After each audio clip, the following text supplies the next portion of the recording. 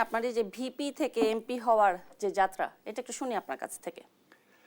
I think এটা সবচেয়ে বাংলাদেশের বিশেষ করে আমার জার্নিটাতে গণমাধ্যম বলা চলে একেবারে মানে জন্ম থেকে আজকের উত্থান পর্যন্ত পুরোটাই গণমাধ্যমে খুব ভালোভাবে দেখানো হয়েছে এবং এই ক্ষেত্রে গণমাধ্যম একেবারে প্রত্যক্ষদর্শী।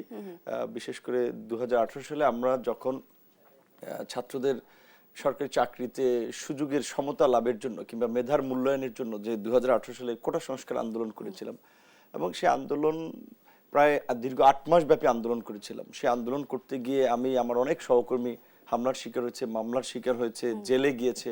আমি খুব নির্মমভাবে আহত হয়েছিলাম। রাজশাহী বিশ্ববিদ্যালয়ের একজন ছাত্র তরিকুল, তাকে হাতুড়ি দিয়ে পিটিয়ে তার কোমরের কিন্তু হাড় ভেঙে দেওয়া হয়েছিল।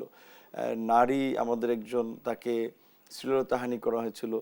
অনেক একটা কঠিন পরিস্থিতির মধ্যে দিয়ে সেই আন্দোলন আমরা করেছিলাম, কিন্তু আন্দোলন থেকে আমরা সরে যাইনি। আমাদের সেই আন্দোলনের দাবি পূরণ হওয়ার পর যখন 2019 সালে ডাকসু নির্বাচন হয়েছে, সেটা আসলে আমরা সিরিয়াস ছিলাম না নির্বাচন নিয়ে, কিন্তু দেখা গেল যে ওই রকমের একটি কর্তৃত্ববাদী সময়ে নিয়ন্ত্রণের মধ্যে থেকেও শিক্ষার্থীরা যখন ভোট দেওয়ার সুযোগ পেল, তখন প্রায় 11,000 ভোটে আমাদেরকে জয়লাভ করলো। সেইটি আসলে আমাদেরকে আশান্বিত করেছিল এবং সাহস জুগিয়েছিল যে না, দেশের মেধাবী শিক্ষার্থীরা, তরুণরা আমাদের পাশে আছে।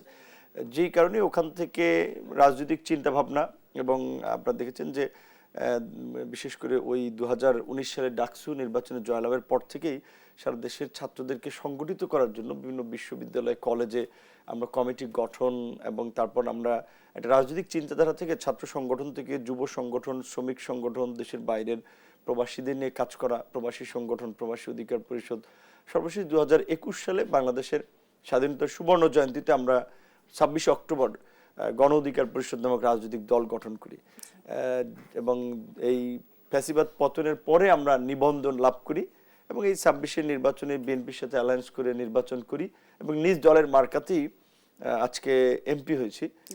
সবকিছুর জন্যই এদেশের ছাত্র সমাজ থেকে শুরু করে সাধারণ মানুষ যারা আমাদের শুভাকাঙ্ক্ষী পাশে ছিলেন, তাদের প্রতি কৃতজ্ঞ। আমি তো একেবারেই একটা সাধারণ পরিবার থেকে কিন্তু উঠে এসেছি। আমার বাবা বলতে গেলে বলতে পারেন একদিকে কৃষক, আরেকদিকে বলতে পারেন গ্রামের মফস্বল এলাকার ছোটখাটো ব্যবসায়ী। তো এইরকমের একটা ফ্যামিলি থেকে উঠে আসা এবং রাজনীতিতে টিকে থাকা, বলা চলে যে আমাদের গতানুগতিক যেটা আমরা বলি যে ইস্টাবলিশমেন্টের সাপোর্ট ছাড়া এই জায়গাটাতে আসা, এটা আমাদের জন্য একটা বড় চ্যালেঞ্জ ছিল। তবে শক্তির জায়গাটা ছিল সাধারণ খেটে খাওয়া মানুষ, পেশাজীবী, বিভিন্ন মানুষ, তারা আমাদেরকে সাপোর্ট করেছে। বিশেষ করে এই নির্বাচনের ক্ষেত্রেও একটু যদি বলি যে এলিট বা আপার ক্লাস কিংবা একটু ইস্টাবলিশমেন্ট, এরা কিন্তু এই নির্বাচনে অনেকেই আমার সাথে ছিল না। আমার সাথে ছিল একেবারে আম জনতা টাইপের লোকজন।